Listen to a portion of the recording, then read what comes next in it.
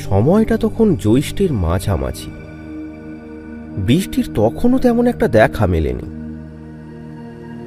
সকালের তীব্র রোদে মানুষকে একেবারে অস্থির করে তুললেও মাঝে মাঝেই বিকেলে এক ঝাঁক কালো মেঘ এসে একটা ভয়ঙ্কর শুকনো ঝড় বইয়ে দিয়ে চারপাশের পরিবেশটাকে একেবারে শীতল করে তুলছে। তাই গ্রামের সবাই সন্ধে নামার আগেই যে যার কাজ সেরে বাড়ি ফিরে আসে।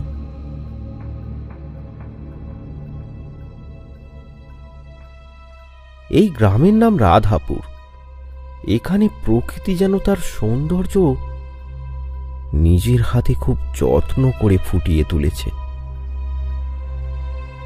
ছোট বড় মাটির বাড়ি আর চারিদিকের সবুজ গাছগাছালি গ্রামটার শোভা দ্বিগুণ করে তুলেছে। এই গ্রামের অধিকাংশ মানুষই খুবই দরিদ্র, তাই তারা চাষবাসের সাথে পাড়ায় পাড়ায় জিনিসপত্র ফেরি করে বেড়ায়। তাদের মধ্যেই একজন শিবু ফেরিওয়ালা। গেম খেলে শুধু মজা নয়, আয়ও সম্ভব। মোস্ট প্লে দিচ্ছে অসাধারণ সব সুযোগ। মোস্ট প্লে বাংলাদেশ এবং ভারতের সবচেয়ে মজার ও বিশ্বস্ত গেমিং প্ল্যাটফর্ম। এখানে বন্ধুদের রেফার করুন এবং 1200 টাকা আনলিমিটেড বোনাস পান। আপনার জন্মদিনে মোস্ট প্লে দিচ্ছে 2000 টাকা পর্যন্ত উপহার। ফেসবুক রিভিউ দিলে পাবেন 200 টাকা বোনাস, 10% সাপ্তাহিক ক্যাশব্যাক অ্যাভিয়েটর গেমের জন্য, দৈনিক 650% স্লট বুস্ট 13,000 টাকা পর্যন্ত, দৈনিক 30% স্পোর্টস রিলোড বোনাস 4,000 টাকা পর্যন্ত, আইসিসি চ্যাম্পিয়ন ট্রফিতে 200% রিলোড বোনাস পান। এখানে দ্রুত ও নিরাপদ লেনদেন। বাংলাদেশে বিকাশ, নগদ, রকেট, উপায় এবং ভারতে ফোনপে, গুগল পে, ইউপিআই দিয়ে সহজে ডিপোজিট ও উইথড্রল করুন। এখনই পিন কমেন্টে গিয়ে মোস্ট প্লেতে সাইন আপ করুন। আরো বেশি জিতুন, মজা উপভোগ করুন এবং বিশাল ইনকামের সুযোগ পান। বন্ধুরা, এই খেলায় আর্থিক ঝুঁকি আছে, দয়া করে নিজ দায়িত্বে খেলিবেন। শিবুর পরিবারটা খুবই ছোট। শিবুর স্ত্রী গৌরী আর তার একমাত্র ছেলে উদয়। সংসারে অভাব অনটন থাকলেও ছেলে বউ নিয়ে শিবু বেশ সুখেই আছে। বেশিরভাগ দিনই সকালে শিবু বেরিয়ে যায় পাড়ায় পাড়ায় ফেরি করতে। সেই রকমই একদিন সকালে শিবু গোছগাছ করছে পাড়ায় ফেরি করতে যাবে বলে। কই গো গিন্নি, খাবারটা নিয়ে এসো, দেরি হয়ে যাচ্ছে যে। হ্যাঁ গো, আসছি, হয়ে গেছে, একটু দাঁড়াও। আরে তাড়াতাড়ি নিয়ে এসো, সূর্য কত ওপরে উঠছে দেখেছো? এই তো হয়ে গেছে, এই নাও। আর হ্যাঁ, সময় করে কিন্তু খেয়ে নিও। হ্যাঁ আসছি। বাবা বাবা, আমার জন্য চপ আনবে, মনে করে আনবে কিন্তু। আচ্ছা আচ্ছা আচ্ছা, ঠিক আছে আনবো, কিন্তু তুই বদমাইশি করবি না। মাথায় ঝাঁকা নিয়ে শিবু বেরিয়ে পড়ল। তার ঝুড়িতে বাচ্চাদের কিছু খেলনা আর সংসারের নিত্য প্রয়োজনীয় জিনিস, সেগুলো সে গ্রামে গ্রামে ঘুরে ফেরি করবে।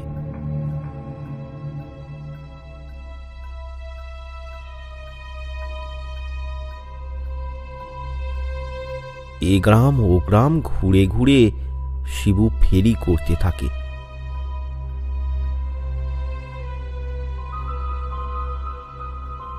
কয়েকটা গ্রাম ঘুরে শিবু এবার শহরের দিকে যায়। গ্রাম থেকে শহরে যাওয়ার জন্য একটাই রাস্তা, আর এই পথেই পড়ে একটা ব্রিজ। তারই কিছুটা দূরে রয়েছে একটা মস্ত বড় বট গাছ। দিনের বেলায় জায়গাটা দেখতে সুন্দর হলেও কিন্তু সন্ধে নামলেই জায়গাটা হয়ে ওঠে প্রচণ্ড ভয়ঙ্কর। তাই সন্ধে নামার আগেই এই পথ দিয়েই তাকে ফিরতে হবে।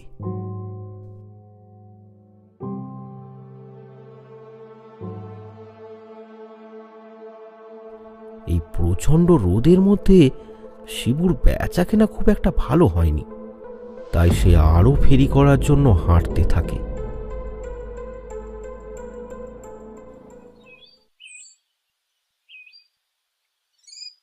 হঠাৎ তার দেখা হয়ে যায় হরির সাথে। হরি তার গ্রামেরই লোক। হঠাৎ তার সাথে দেখা হয়ে যাওয়ায় সে জিজ্ঞাসা করে, কি ব্যাপার হরি, এখানে কোথায় যাওয়া হয়েছিল? এই ধানের বীজ কিনতে গিয়েছিলাম গো। উফ, আরে এত রোদে কি বেচা কেনা হয়? কেন বেরিয়েছো শিবুদা? যাও যাও বাড়ি যাও, যা রোদের তাপ। কি করব ভাই, না বেরোলে 3টে পেট চলবে কি করে? রোদ ঝড় জলের কথা পেট কি আর শুনবে? আমরা পুরুষ মানুষ, ঘুম থেকে উঠেই আগে ভাবতে হয় সংসার কিভাবে চলবে। আমাদের আর রোদ ঝড় জলের কথা ভাবলে হবে? আচ্ছা আচ্ছা আচ্ছা, ঠিক আছে শিবুদা, আমি আসি গো। হ্যাঁ হ্যাঁ আয়। শিবু আবার হাঁটতে থাকে।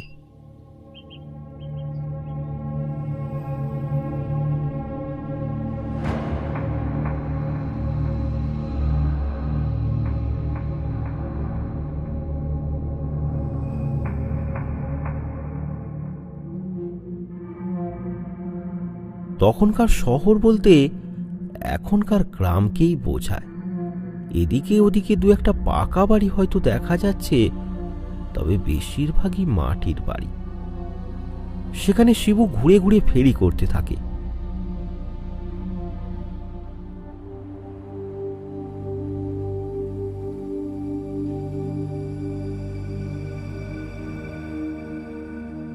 ঘুরতে ঘুরতে শিবু একেবারে ক্লান্ত হয়ে যায়।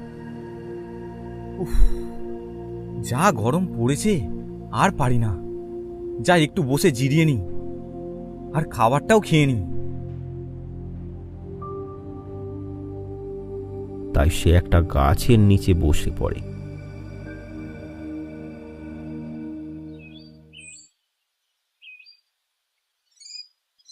দুমুঠো মুড়ি খেয়ে শিবু আবার বেরিয়ে পড়ল।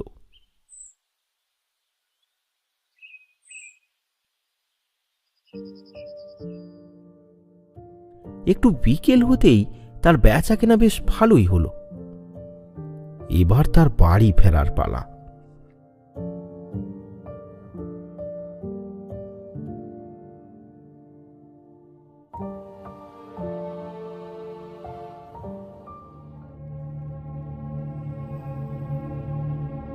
বেচা কেনা করতে করতে বেশ ভালোই দেরি হয়ে গেছে।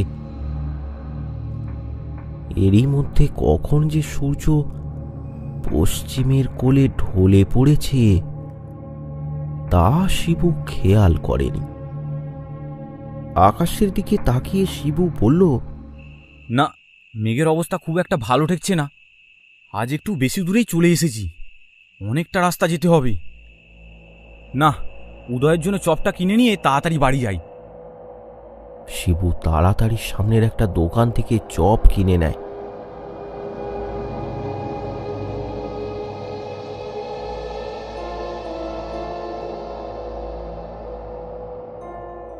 তারপর একটু জোরেই হাঁটা দেয় বাড়ির দিকে।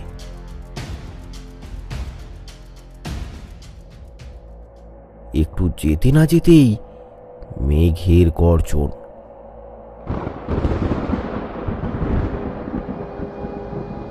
সারা আকাশটা একেবারে কালো মেঘে ছেয়ে গেছে। শিবু এবার হাঁটার গতি আরো বাড়িয়ে দিল।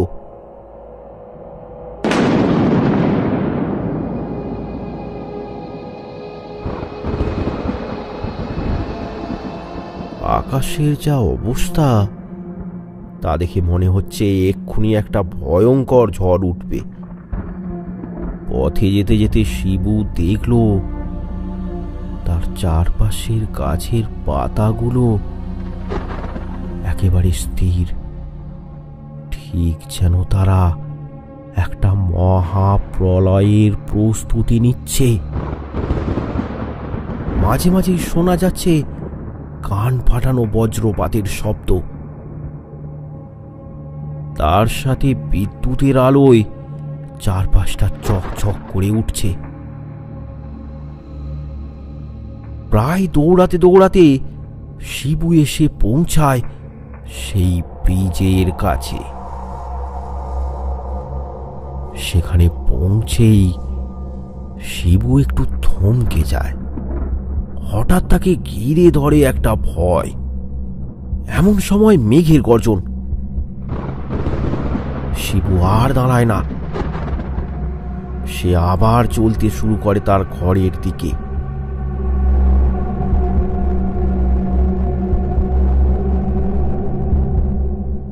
ব্রিজটা পেরিয়ে শিবু পৌঁছালো সেই বট গাছটার নিচে। বট গাছের নিচে দিয়ে যাওয়ার সময় হঠাৎ সে থমকে গেল। তার মনে হলো ঝুড়িটা হয়তো কোনো গাছের ডালে আটকে গেছে। এই ভেবে শিবু ঝুড়িটাকে একটু টান দিতেই ঝুড়িটা যেন এক লাফে গাছের ওপরে উঠে গেল। সঙ্গে সঙ্গে ঘুরে দাঁড়ালো শিবু। তারপর সে যা দেখলো তাতে তার দম আটকে যাওয়ার জোগাড়। গাছের মগ ডালে বসে আছে একটা বুড়ি।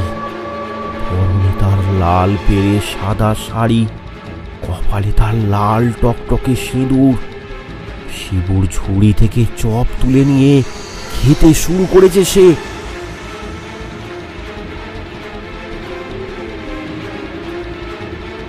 গাছের নিচে দাঁড়িয়ে ভয়ে ঠকঠক করে কাঁপতে থাকে শিবু। এমন সময় চারিদিক কাঁপিয়ে ঝড় বইতে শুরু করে। ঝড়ের সে কি প্রচন্ড গতি, কিন্তু সেই বুড়ির ওপর ঝড়ের যেন কোনো প্রভাবই পড়ছে না। ভয়ে চিৎকার করে ওঠে শিবু। ভূত ভূত, ওরে বাবরে, বাঁচাও বাঁচাও, কে কোথায় আছো, বাঁচাও বাঁচাও বাঁচাও বলে কোনো রকমে সেখান থেকে ছুটে পালায় সে। বাঁচাও।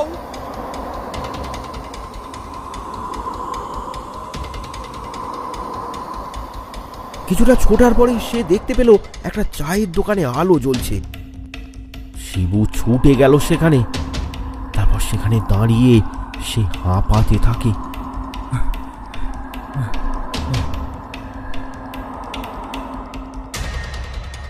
চা দোকানে তখন আরো দুজন বসেছিল। তাকে হাঁপাতে দেখে চা দোকানি জিজ্ঞাসা করলো,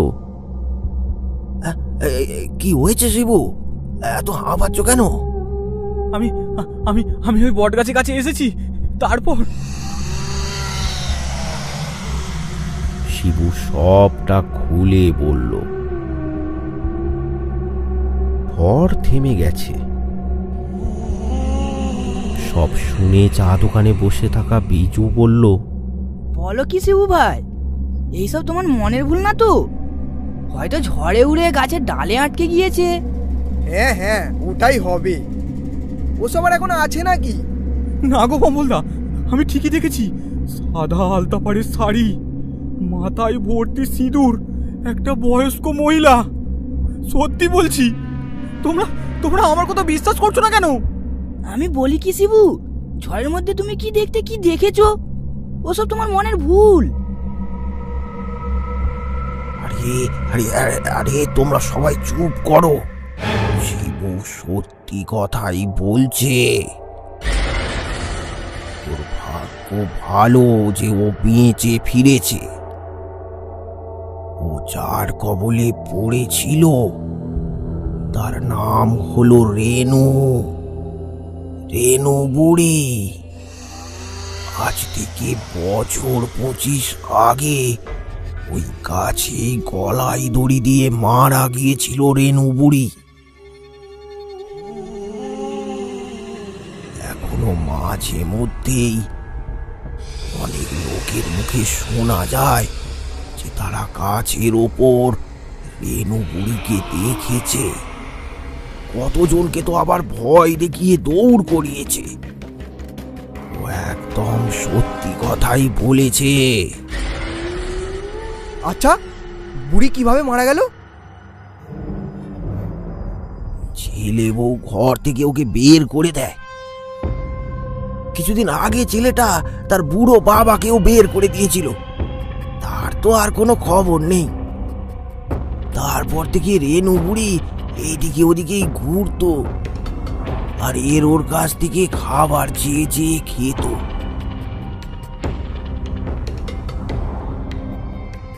2-3 দিন পর কি হলো কে জানে, একদিন সকালে দেখা গেল বট গাছের ডালে গলায় দড়ি দিয়ে ঝুলছে রেনু বুড়ি। তার ছেলেকে তখনই খবর দেওয়া হয় তার দেহ সৎকার করার জন্য। এমন বেয়াদব ছেলে খবর পেয়েও যে তার মা মারা গেছে একবার দেখতে পর্যন্ত এলো না। গ্রামের লোকই ধরে করে তার দেহ সৎকার করেছিল। সাধ্য শান্তি তো কিছুই হয়নি। ওই ছেলের হাতের জল না পেয়েই বুড়ি মনে হয় মরে গিয়ে ভূত হয়েছে, আর আমাদেরকে জ্বালিয়ে মারছে। আর বুড়ির ছেলে বৌমা সব জায়গা জমি বিক্রি করে কোথায় যেন তারপর চলে গেল। আর আমরা ওই রেনু বুড়ির ভূতের আতঙ্কে দিন কাটাতাম। বেশ কিছুদিন হলো তার উপদ্রব তো তেমন আর দেখা যায় না। আজ শিবুই বলল বলে এতদিন পর আবার সব মনে পড়ে গেল। শিবু, তুমি বাড়ি যাও, বুঝলে? ওই ঝুড়ি কাল সকালে এসে নিয়ে যেও। বুড়ি বাবা, আমরাও সব দোকান বন্ধ করে তাড়াতাড়ি বাড়ি যাই, আর এখানে থাকাটা ঠিক নয়।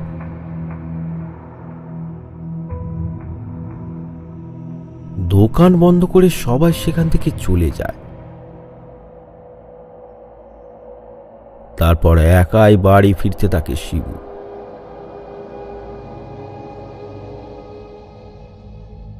পথে আসতে আসতে হঠাৎ তার মনে হলো কেউ যেন তার পিছু নিয়েছে।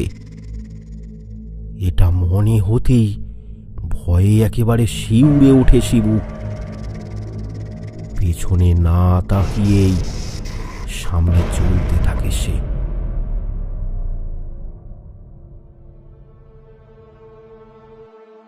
এদিকে উদয় আর তার মা বাইরে দাঁড়িয়ে অপেক্ষা করছে তার জন্য। এত রাত হয়ে গেল, এখনো সে বাড়ি ফেরেনি, কারণ এত রাত করে তো শিবু কোনোদিনও বাড়ি ফেরে না। ও মা, বাবা কখন আসবে? বাবা আমার জন্য চপ আনবে বলেছিল, এখনো কেন আসেনি? আরে আজকে ঝড় হয়েছে বলেই হয়তো দেরি হচ্ছে, এক্ষুনি চলে আসবে। কিছুক্ষণ পরেই শিবু বাড়ি ফিরল। তার স্ত্রী তার মাথায় ঝুড়ি না দেখতে পেয়ে অবাক হয়ে তাকে জিজ্ঞাসা করলো, কি গো, আজ এত দেরি হলো কেন? আর তোমার ঝুড়ি কোথায়? ঝুড়ি ওই চা দোকানে রেখে এসেছি, যা ঝড় উঠেছিল তাই আর আনলাম না। কি গো, কি হয়েছে নাকি তোমার? এত চুপ কেন তুমি? না, কিছু হয়নি, ঝড়ের জন্য চপ আনতে পারিনি। না, শিবু আর কিছু বলল না। সে ভেতরে চলে গেল। গৌরী তার স্বামীর এই আচরণ দেখে ভাবল, আজ হয়তো বেচা কেনা ভালো হয়নি, তাই হয়তো তার আচরণটা এমন লাগছে। গৌরী দেবীও আর কথা বাড়ালো না। খাওয়া শেষ করে সবাই শুয়ে পড়ল।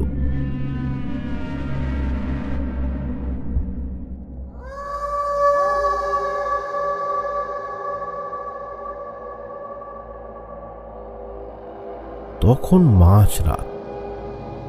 গৌরী অঘোরে ঘুমাচ্ছে। মা মা, বাবা আমাকে মেরে ফেললো। বাবা, ও বাবা, বাবা, বাবা, কি হয়েছে তোমার? কি হয়েছে? আমার লাগছে, ছাড়ো ছাড়ো। মা, আমাকে বাঁচাও, বাঁচাও।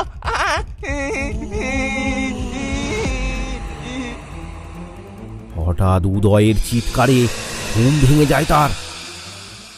উদয়ের দিকে তাকিয়ে সে দেখতে পায় তার স্বামী শিবু তারই ছেলে উদয়ের গলা টিপে ধরেছে। তার স্বামীকে ধরে ফেলে সে। এই এই কি হলো গো তোমার? ছেলেটা যে মরে যাবে, ওকে তুমি ছাড়ো, ওকে তুমি ছাড়ো। গৌরী এবার একটা জোরে ধাক্কা দিয়ে শিবুকে সরিয়ে দেয়। তারপর উদয়কে জাপটে ধরে সে। ওদিকে শিবু মাথা নিচু করে কেমন যেন বীর করে বকছে। উদয় খুব ভয় পেয়ে গেছে। সে বলে ওঠে, মা মা বাবাকে ভূত ধরেছে মনে হয়। ও বাবা কি হয়েছে তোমার? কি গো তোমার কি হয়েছে? কে তুমি? শিবু এবার আস্তে আস্তে মুখ তুলে তারপর বিকট ভাবে হাসতে থাকে সে।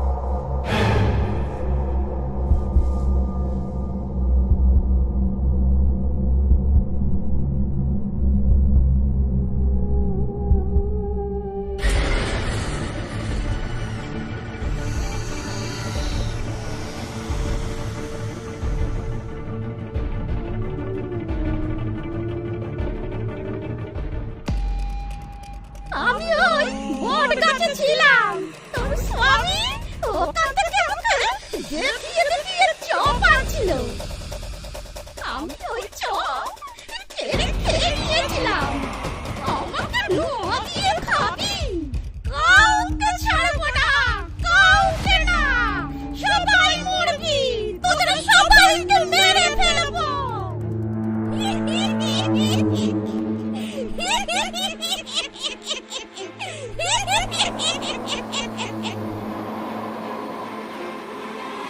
সে এক পৈশাচিক হাসি।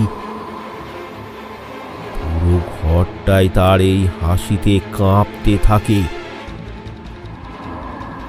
ছেলেকে নিয়ে গৌরী সেখান থেকে দৌড়ে পালায়।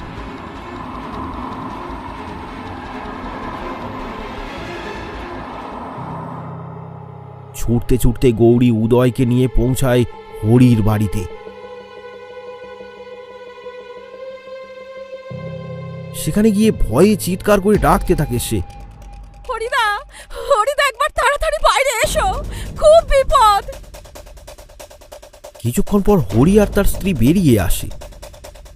গৌরীকে এত রাতে চিৎকার করতে দেখে হরি জিজ্ঞাসা করলো, কি হয়েছে বৌদি? কাঁদছো কেন? গৌরী সব ঘটনা খুলে বলল। সবটা শোনার পর হরি বলল, বলছো কি বৌদি? এ তো ভয়ঙ্কর ভুতুড়ে ঘটনা। তুমি একবার তাড়াতাড়ি চলো, ওখানে না গেলে কি হবে তা জানি না।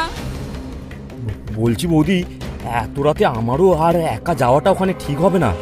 কিন্তু ওই ভূত যদি আমার উদয়ের বাবার কিছু ক্ষতি করে দেয়, তখন কি হবে? তুমি বরং উদয়কে নিয়ে আজ রাতটা আমার বাড়িতেই থেকে যাও। কাল সকাল হলেই লোকজন নিয়ে ওখানে যাব। বড় মা, তুমি বৌদিকে নিয়ে ভেতরে এসো।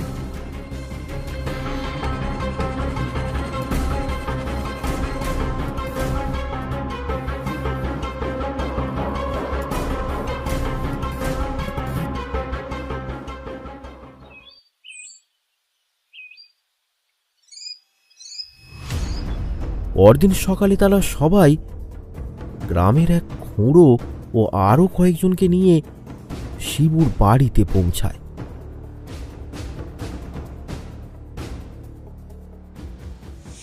শিবু একটা ঘরের মধ্যে শুয়ে আছে।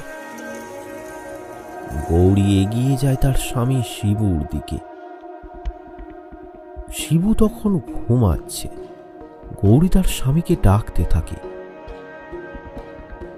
কিন্তু বারবার ডাকার পরও শিবু আর চোখ খোলে না। তখন গৌরী তার স্বামীর কপালে হাত দেয়। তারপরে সে বুঝতে পারে প্রচণ্ড জ্বরে শিবুর গা একেবারে পুড়ে যাচ্ছে। হায় ঠাকুর, তুমি কোন বিপদে ফেললে আমাদের, এখন আমাদের কি হবে গো?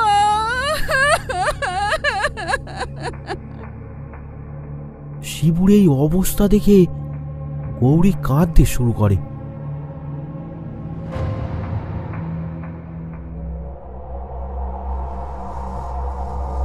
কাল রাতে চা দোকানে থাকা ভম্বল আর বিজু এগিয়ে এলো খুঁড়োর কাছে। তারপর কাল রাতে ঘটা সব ঘটনা খুলে বলল খুঁড়োকে।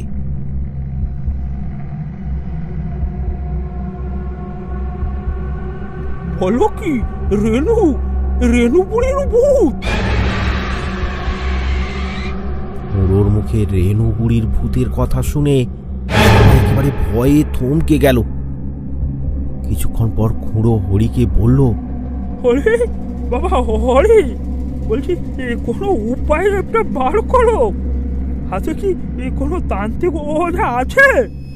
পুরো আমি বলছিলাম কি, পাশের গ্রামে এক ওঝা আছে, শান্তি ওঝা, অনেক নামডাক আছে তার, একবার কি ডেকে নিয়ে আসবো? তবে তাই করো। যাও যাও, তাড়াতাড়ি যাও, আর বিজুকে সাথে নাও, ওনাকে কিন্তু একটু তাড়াতাড়ি নিয়ে এসো। যাও যাও বাবা, যাও। বিজু আর হরি সেখান থেকে চলে গেল শান্তি ওঝাকে ডেকে আনতে।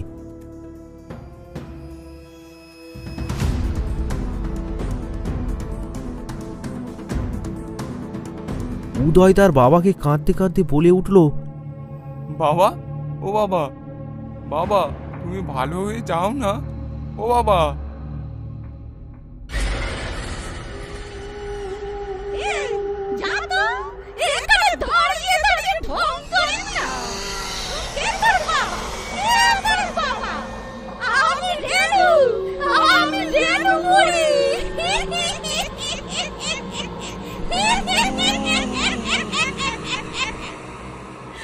আমার স্বামী তোমার কি ক্ষতি করেছিল যে তুমি আমার স্বামীকে কষ্ট দিচ্ছ?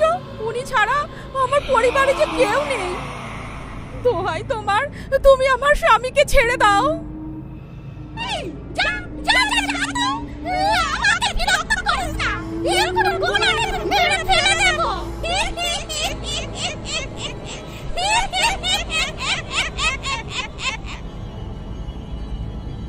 ভয়ে সেখান থেকে গৌরী আর উদয় বাইরে চলে আসে। ঘরের ভিতর থেকে রানুর ভূত বিকট শব্দে হাসতে থাকে। ভয়ে ভয়ে সবাই দাঁড়িয়ে থাকে বাইরে।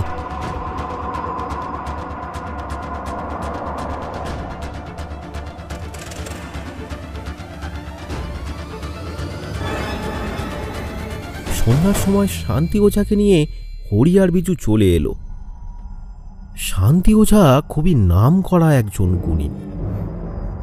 পরনে তার গেরুয়া বস্ত্র, গলায় রুদ্রাক্ষ, মুখে দাঁড়ি গোপে ভরা, কপালে তার সিঁদুরের তিলক, হাতে তার একটা ত্রিশূল। শান্তি ওঝা পৌঁছেই গৌরীকে জিজ্ঞাসা করল, ওই কোথায় সেই ভূত? এই ঘরের ভেতরে আছে, আপনি আমার স্বামীকে ঠিক করে দিন। ও ছাড়া আমাদের আর কেউ নেই, আমরা সর্বহারা হয়ে যাব। শান্ত হও, তুমি শান্ত হও, আমি এসে গেছি মানে সব ঠিক হয়ে যাবে।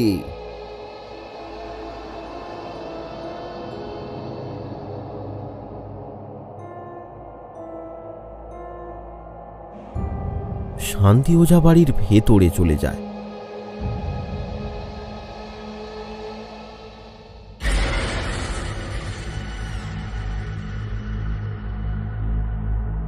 শিবু তখন বিছানায় বসে আছে। শান্তি ওঝাকে দেখে শিবু রাগে দাঁত কেমড়ে বলে উঠল, তুই এখানে কেন এসেছিস? চলে যা, এখান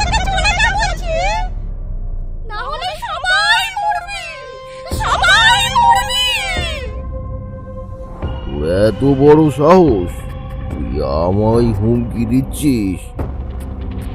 অবিরে, তোর এক্ষুনি ব্যবস্থা করছি, দাঁড়া দাঁড়া। শান্তি ওঝা তার হাতে থাকা ত্রিশূলটাকে উঁচিয়ে ধরে, তারপর চোখ বন্ধ করে মন্ত্র পড়তে থাকে।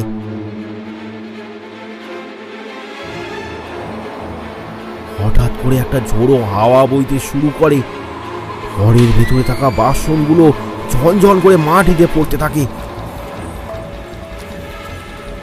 শান্তি ওঝা মন্ত্র পড়া থামায় না, সে মন্ত্র পড়েই চলেছে। কিছুক্ষণ পরেই শোনা যায় রেনুর ভয়ঙ্কর হাসি। শান্তি ওঝার মন্ত্র রেনুর ভূতের ওপর কোনো কাজই করছে না। তার মন্ত্রের থেকে ওই ভূতের ক্ষমতা অনেক বেশি। শান্তি ওঝা এবার খুব রেগে গেল। কিছুক্ষণ পর সে বাইরে বেরিয়ে এলো। এটা কি হলো বলো তো? আমার মন্ত্র তো কোনো কাজই করলো না। শান্তিবাবু, তাহলে এর হাত থেকে কি বাঁচার কোনো উপায় নেই? আছে আছে, উপায় একটা আছে। একটা মাছ ধরার জাল আনতে পারো, জালেই হয়তো এই ভূতকে কাবু করা যাবে। আচ্ছা আচ্ছা, আমি এক্ষুনি জাল নিয়ে আসছি, আমার বাড়িতে জাল আছে। হ্যাঁ হ্যাঁ হরি, যাও যাও, তুমি ছুটে গিয়ে জালটা তাড়াতাড়ি নিয়ে এসো। হরি চলে গেল জাল আনতে। তখন রাত হয়ে গেছে। হঠাৎ শিবু বাইরে বেরিয়ে এলো। তারপর এদিক ওদিকে তাকিয়ে রাস্তা দিয়ে হাঁটতে শুরু করলো। খুড়ো এবার ওঝাকে বলে উঠল, শান্তিবাবু, ও তো পালিয়ে যাচ্ছে, ওকে ওকে আটকান। শান্তি ওঝা কিছু বলল না। সে খুড়োকে হাত দেখিয়ে চুপ করতে বলল। শান্তি ওঝা অপেক্ষা করছে হরির জন্য।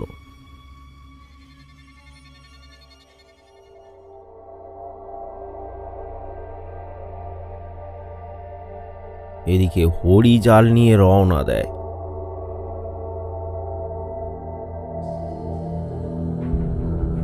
পথে আস্তে আস্তে সে হঠাৎ দেখতে পায় শিবু আসছে। তার চোখ দুটো একেবারে লাল। তাকে দেখে পরিষ্কার বোঝা যাচ্ছে সে তাকেই মারতে গিয়ে আসছে। উড়ি বাবারি, শিবু তো এইদিকে আসছে। রাম রাম রাম রাম রাম রাম রাম রাম রাম। ভয় পেয়ে যায় হরি। জাল আনতে এসে এ কিরকম বিপদে পড়ল সে। দাঁড়িয়ে দাঁড়িয়ে কি করবে সে তাই ভাবতে লাগলো। এদিকে শিবু এগিয়েই আসছে তার দিকে। শিবু যখন তার একেবারে কাছাকাছি চলে এসেছে, তখন হরি আর কোনো উপায় না দেখে তার পাশের একটা গাছের ওপরে উঠে বসে। শিবুর ভেতরে থাকা রানুর ভূত এসে গাছের নিচে দাঁড়ায়। তারপর হরিকে বলে,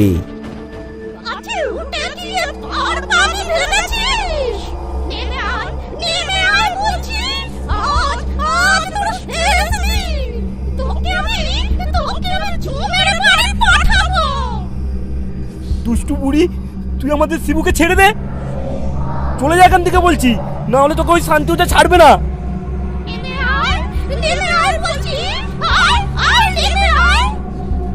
হরি বেশ বুঝতে পেরেছে তার কাছে থাকা জালের কারণে ও কখনোই গাছে ওঠার সাহস দেখাবে না। তাই সে গাছ থেকেই বারবার বলতে থাকে, কেন তুই ওপরে উঠে আয় না, আয় আয় আয় আয় না আয়। রানু বুড়ির ভূত কিন্তু গাছে ওঠে না। সে নিচেই দাঁড়িয়ে দাঁড়িয়ে বলতে থাকে, আচ্ছা নামবি না, ঠিক আছে, তুই কতক্ষণ ওই গাছে উঠে থাকতে পারিস সেটা আমিও দেখবো। আমি এখানেই দাঁড়িয়ে থাকবো। এইভাবে অনেকক্ষণ কেটে যায়। হরি জাল নিয়ে এখনো ফেরেনি। শান্তি ওঝা আর খুঁড়ো এবার চিন্তিত হয়ে পড়ে। এতক্ষণ তো লাগার কথা নয়। শান্তি ওঝা ভেবেছিল জাল এলে তারপর তারা বের হবে শিবুকে ধরতে, কিন্তু জাল তো আর এসেই পৌঁছাচ্ছে না। এমন সময় খুঁড়ো বলে ওঠে, কি ব্যাপার বলুন তো শান্তিবাবু, এখনো হরি তো এলো না। আমার হরি ভাইয়ের কোনো বিপদ হলো না তো? তাই তো খুড়ো, তার উপর শিবু আবার ওই দিকেই গেছে। আচ্ছা শান্তবাবু, আমি বলি কি, আর মনে হয় দেরি করাটা ঠিক হবে না। চলুন আমরা একবার খুঁজে দেখি। হ্যাঁ, আমারও তাই মনে হচ্ছে। চলো চলো, সবাই মিলে চলো।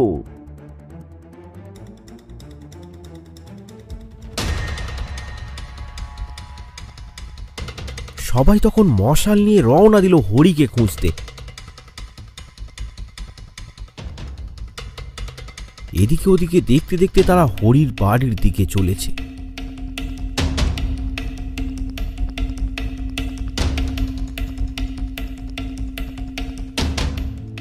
কিছুক্ষণ পরই তারা হঠাৎ দেখতে পায় একটা গাছের নিচে দাঁড়িয়ে আছে শিবু, আর সেই গাছের উপরেই বসে আছে হরি, তার হাতে একটা জাল। সবাই এগিয়ে যায় গাছটার দিকে। শান্তি ওঝা চিৎকার করে বলে ওঠে, হরি, জালটা ফেলো, ওর ওপরে জালটা ফেলো হরি।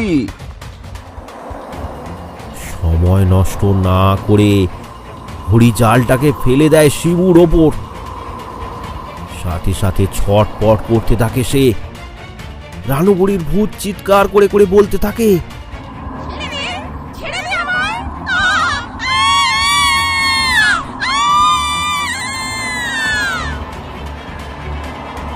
চিৎকার করতে করতে এক সময় নিথর হয়ে পড়ে যায় শিবুর দেহটা।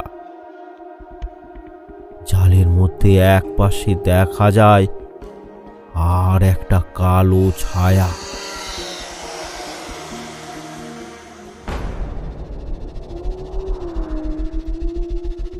শান্তি ওঝা এগিয়ে যায়, জালটাকে আস্তে আস্তে ধরে বন্দি করে সে ওই ভূতকে। তারপর একজনকে নির্দেশ দেয়, এই মশালটা দাও তো। সাথে সাথে মশাল এলো তার হাতে। জালটাকে মাটিতে রেখে মন্ত্র পড়ে মশাল দিয়ে আগুন লাগিয়ে দেয় জালে। ছটপট করতে থাকে সেই রানু বুড়ির ভূত।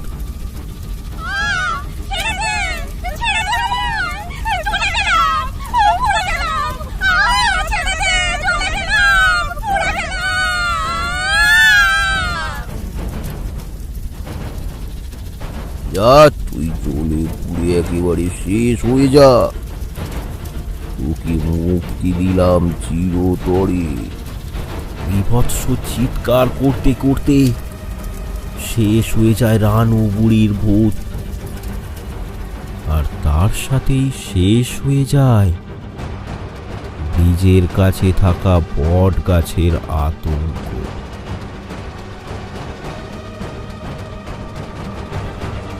আরও ভয়ানক গল্প পেতে আমাদের চ্যানেলটি সাবস্ক্রাইব করুন আর বেল নোটিফিকেশানটি অন করে দিন। আর কমেন্ট করে জানাতে ভুলবেন না গল্পটি আপনাদের কেমন লাগলো। কমেন্ট বক্স থেকে আমাদের কিছু পছন্দের কমেন্ট আমরা তুলে ধরবো পরের গল্পের শুরুতে। কমেন্ট করে পাশে থাকুন।